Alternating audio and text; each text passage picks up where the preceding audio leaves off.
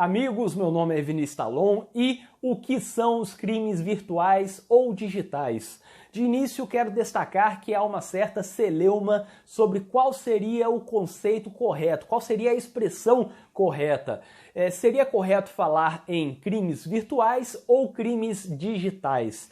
Essa divergência existe, sobretudo, porque há quem considere que crime virtual seria equivocado, considerando que virtual é algo que não existe na realidade. O virtual seria algo inexistente. O virtual seria, no máximo, algo potencial. Então, um crime virtual seria um crime que não existe na realidade. Isso seria uma contradição. Por esse motivo, há quem prefira a expressão crimes digitais. De qualquer forma, sem aprofundar nesse tema relativo a qual seria a denominação correta, quero indicar para vocês um livro sensacional do Pierre Levy. O nome do livro é O que é o Virtual. Esse livro de Pierre Levy, que é muito famoso, um dos livros mais famosos desse filósofo, que é um dos mais famosos do mundo também, escreve sobre a ciberdemocracia, internet e muito mais. Esse livro fala inteiramente sobre o conceito de virtual. Então, para quem quer saber sobre essa parte de crimes virtuais, crimes digitais, pensando de um ponto de vista um pouco mais filosófico sobre realidade, o que é virtual, o que é atual, a questão da existência, eu recomendo a leitura desse livro, O que é o Virtual, do Pierre Levy. E logo no início temos uma parte que é muito interessante para refletir sobre esse conceito, essa expressão crimes virtuais. Ele diz o seguinte: na filosofia escolástica é virtual o que existe em potência e não em ato. E logo em seguida ele, também no início do livro ainda, ele fala que já o virtual não se opõe ao real, mas sim ao atual. É uma grande explicação que ele faz a partir dessa frase, e ele começa a falar sobre a atualização, a virtualização e outros conceitos que, dependendo do caso, se contrapõem ou não são opostos. Como ele disse aqui, o virtual não se opõe ao real. Então, a partir dessa expressão, poderíamos questionar se seria correto ou incorreto falar em crimes virtuais, crimes que, na verdade, não são crimes que não existem, que não são de acordo com a realidade. A partir do conceito de Pierre Levy, esse debate pode ser retomado e podemos aprofundar um pouco melhor. Mas, de qualquer forma, não é o objetivo aqui deste vídeo aprofundar na questão filosófica e conceitual, que poderemos falar em outro momento, mas sim falar agora sobre o que são esses crimes digitais ou virtuais, como preferir. Bom, os crimes digitais mais comuns são exatamente aqueles que se referem à honra, sobretudo crimes relacionados a opiniões, crimes de calúnia, difamação, injúria, racismo, que não é um crime contra a honra, mas também é um crime relativo a uma opinião, a uma exteriorização de um pensamento. E esses crimes ocorrem bastante nos meios digitais, como vocês muito bem sabem. É comum falarmos em fake news, agora temos projetos de lei tentando tipificar especificamente essa prática de espalhar notícias falsas, de dar a notícia falsa ou, sabendo que a notícia é falsa, espalhar, ajudar a divulgar. Há quem questione se a prática dessas notícias falsas, fake news, seria ou não algo que já está inserido dentro dos crimes contra a honra lá do nosso Código Penal, sobretudo o crime de difamação, mas de qualquer forma há um projeto especificamente, e aí até um pouco pelo apelo midiático, tentando criminalizar especificamente a prática, a difusão de fake news, e sobretudo neste ano que é ano de eleições. Além desses crimes digitais mais comuns, que são os crimes contra a honra, temos outros crimes como ameaça, alguns praticam por meio da internet, por meio das redes sociais, WhatsApp e outros sistemas de troca de mensagens, a prática de crimes que não dependam da presença física. Isso é o mais interessante e o mais preocupante também no aspecto dos crimes digitais. Você pode praticar um crime contra a honra presencialmente ou à distância. E há algum tempo também era possível fazer isso, mesmo sem internet, por meio de cartas. Hoje as cartas já estão em desuso, não são tão utilizadas, mas por outro lado, as mensagens nas redes sociais, nas postagens, os comentários, são vistos em tempo real. Não há nenhum intervalo de tempo, a não ser que aquele que está recebendo a mensagem não queira ver naquele momento. Mas se eu estou conversando com você e você me ofende durante essa conversa na internet, a minha reação, a ofensa à minha honra, ocorre exatamente naquele momento em que eu estou conversando com você. Não há um intervalo entre a ação e o resultado, como ocorria quando essas ofensas à distância eram enviadas apenas por cartas. Hoje, com a internet, os crimes digitais são praticados em tempo real. E além desses crimes contra a honra, temos outros crimes como ameaça e outros crimes como roubo ou homicídio que exigem a presença física não podem ser praticados por esse meio digital. Você pode até falar em contratação de alguém para praticar um homicídio por meio da internet. Você pode falar também em induzimento ou instigação à prática de algum crime por meio da internet. Alguém pode, por exemplo, criar a ideia no outro ou instigar aquela ideia já existente. E isso seria, portanto, uma participação.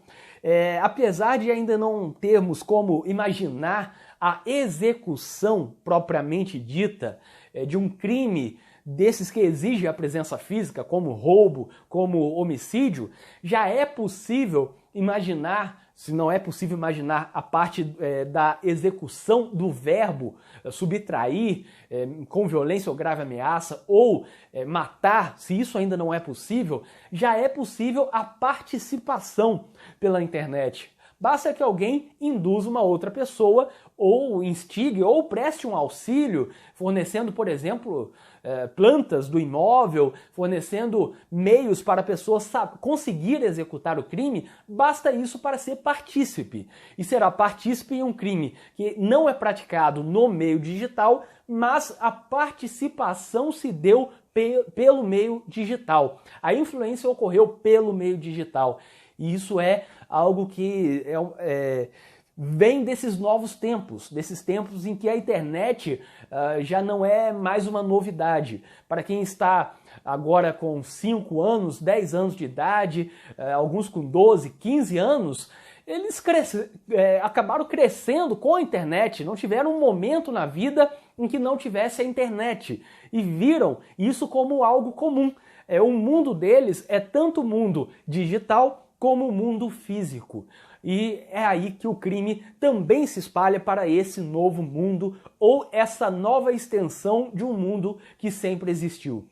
Por esse motivo, temos no direito penal uma alteração em algumas margens de atuação. Basta pensar que alguns crimes, como por exemplo a subtração, o furto, já pode ocorrer, sobretudo, pelo meio digital. O estelionato pode ocorrer por meio digital. E eu estou falando não da participação como no homicídio, mas da própria execução do crime.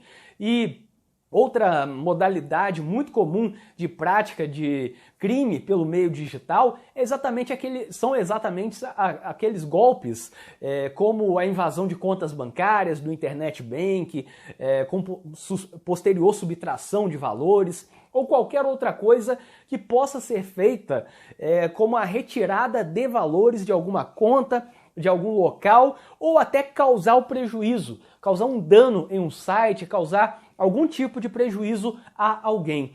Como regra, os crimes digitais envolvem bens jurídicos que já são tutelados pelo direito penal tradicional, pelo nosso ordenamento jurídico. Como eu falei, é a honra, é a questão da apologia a outros crimes, que já está prevista na nossa legislação, o racismo também já previsto, você tem a participação em crimes praticados presencialmente, tudo isso já está tutelado pelo nosso direito penal.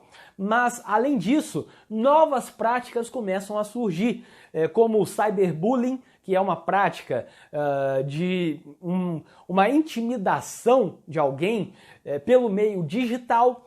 Você tem agora as moedas virtuais ou digitais, as criptomoedas, que também podem ser subtraídas, apesar de não haver uma previsão específica atualmente, mas também podem ser objeto de crime. E você tem a pirataria de aplicativos, de programas de computador, a espionagem, sobretudo pela invasão de e-mails, podendo violar sigilo funcional, sigilo de correspondência. Você tem os crimes envolvendo o comércio eletrônico, e a partir disso, algumas condutas, até do nosso Código de Defesa do Consumidor, o CDC, que tem crimes também, essas condutas também podem ser praticadas no meio digital. Isso é algo que essa pós-modernidade que enfrentamos agora, esses novos tempos, estão trazendo para o direito penal. E o grande questionamento seria avaliar se o nosso direito penal está preparado para isso. É uma peculiaridade dos crimes digitais que a prática do crime pode ocorrer de uma forma muito significativa e exponencial. Basta criar um vírus que, com aquele vírus, as contas, quem clicar naquele vírus tem as contas clonadas ou tenha um valor retirado das contas, o valor de 0,01% da conta é transferido para uma outra conta. Basta criar esse vírus de modo que alguém clique nesse vírus, fique contaminado e também envie esse e-mail para todos os seus contatos, e podemos chegar a uma situação de realmente algo trágico, em que vai se espalhar por meio de uma ação, um envio de e-mail, vai transformar esse vírus em algo exponencial. Um e-mail é aberto e é enviado para mais 10, em cada uma dessas 10 pessoas também há o envio para mais 10, 20 pessoas. Isso pode ocorrer nas redes sociais, pode ocorrer por mensagens, no WhatsApp e em várias redes. E essa é a grande novidade para o direito penal. É pensar se o nosso direito penal está preparado para esses novos tempos em que o crime se tornou exponencial. O crime não tem barreira geográfica e nem mesmo a barreira temporal. Um crime de injúria não precisa ser praticado presencialmente, não precisa ser praticado com muito tempo de intervalo, um envio de carta ou algo assim. É praticado em tempo real entre pessoas que estão a milhares de quilômetros de distância. E isso é importante. O nosso direito penal tem que ser refletido a partir desse conjunto de fatores que a internet impõe, que o mundo digital acaba de impor a todos nós. Convivemos por tanto tempo, e bastante tempo mesmo, desde o iluminismo já tínhamos os mesmos crimes que estão aí, com algumas variações, mas há centenas de anos, há vários séculos, estamos convivendo com a criminalidade tradicional. E agora temos novidades. Novidades que em algum momento foram tímidas, como por exemplo a participação do direito penal em outras searas, como no caso do meio ambiente, do direito ambiental para proteger o meio ambiente. E agora entra contudo o direito penal nessa parte que a internet nos impôs.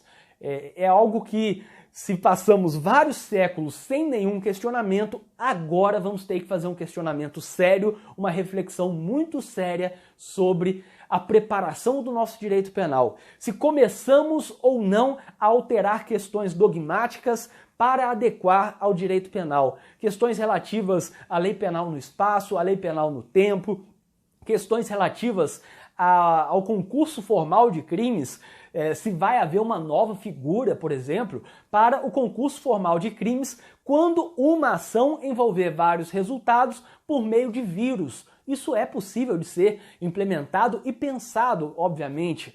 Então há várias novidades e o nosso direito penal provavelmente nos próximos anos, na próxima década, vai sofrer várias alterações e não é coisa exclusiva do Brasil.